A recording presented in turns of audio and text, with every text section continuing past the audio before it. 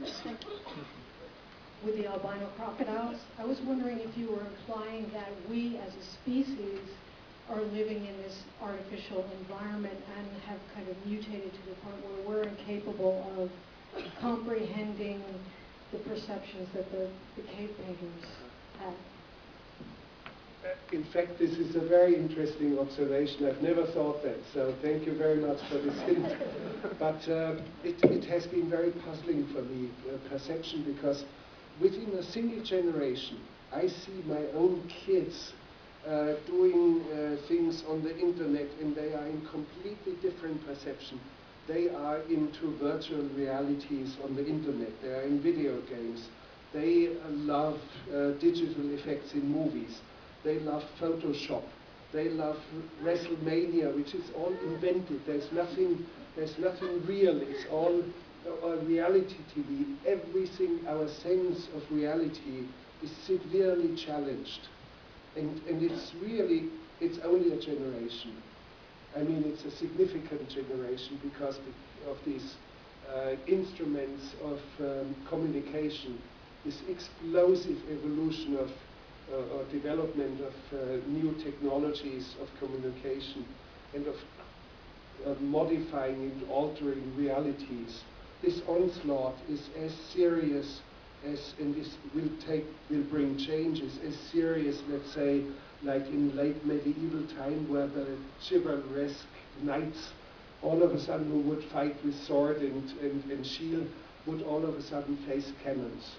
And for thousands of years, warfare was man-to-man combat, spear and shield, sword and shield, and that was that.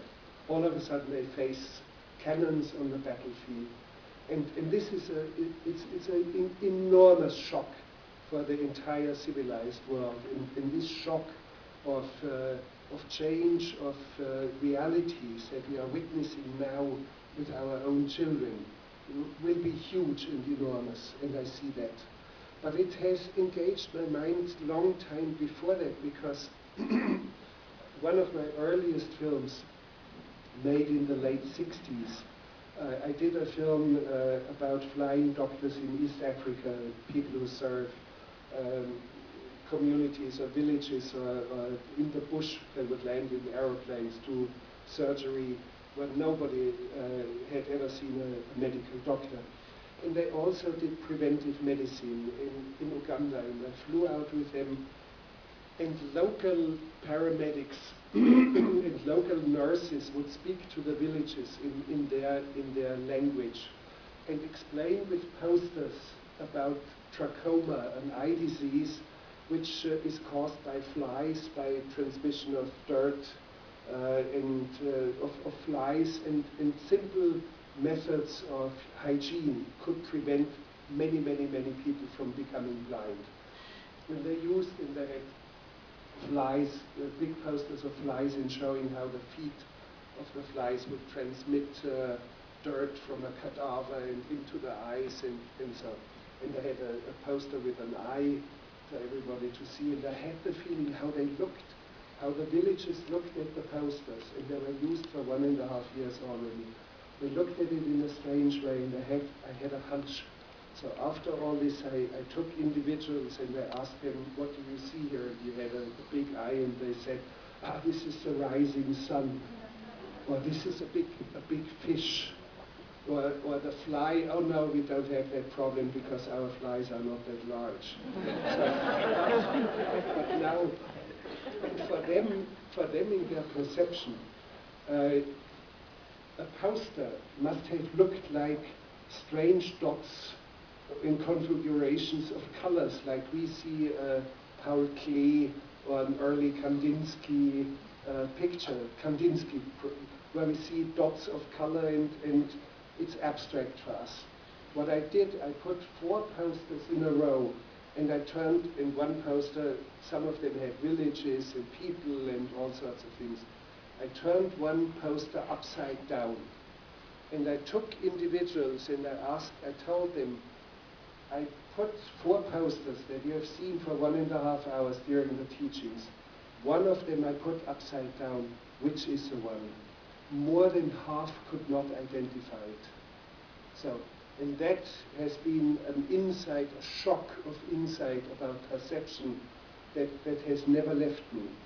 So, in a way, of course, Cave of Forgotten Dreams and the perception of the mutant albino crocodiles has to do with like a distant echo of something that has engaged my mind for a long, long time. And that, in a way, is the more serious part of the answer to you, sir, as well. Yeah, maybe the young lady here, because it's so simple with a mic.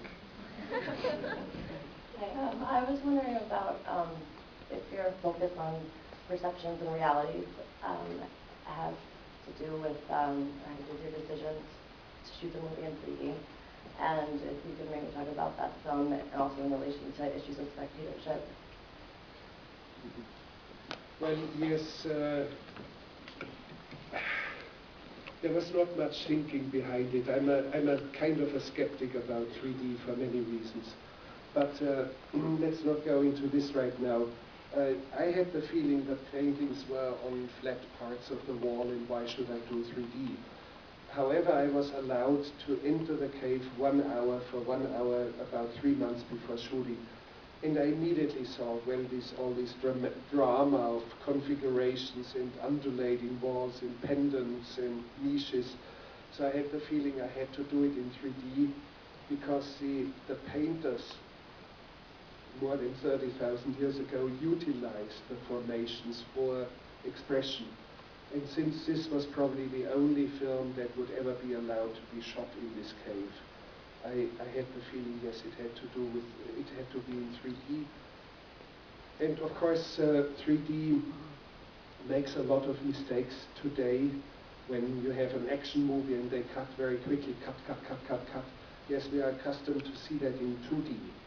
But in 3D you can't cut like that. It's completely and utterly confusing, even for the 12-year-old kids. And why is this? Because I learned this lesson by being inside the cave. We were allowed 4 hours only per day for 6 days.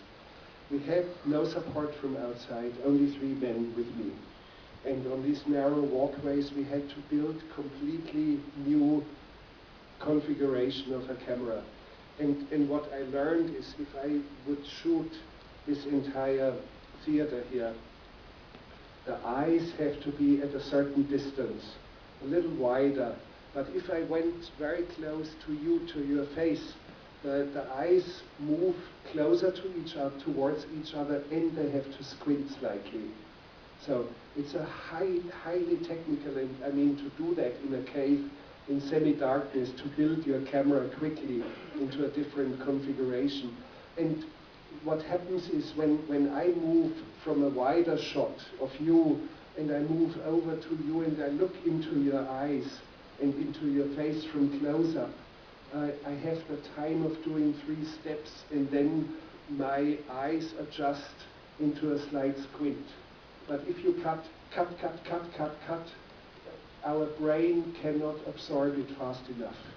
So there are huge mistakes still out there, and it will probably improve. They will understand, those who do 3D. So I knew immediately I could not do quick cuts.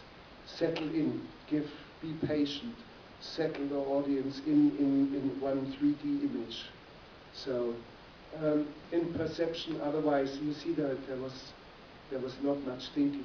I knew instantly, yes, it had to be 3D, period, and we did it in 3D, no matter how complicated it was and how restrictive it was.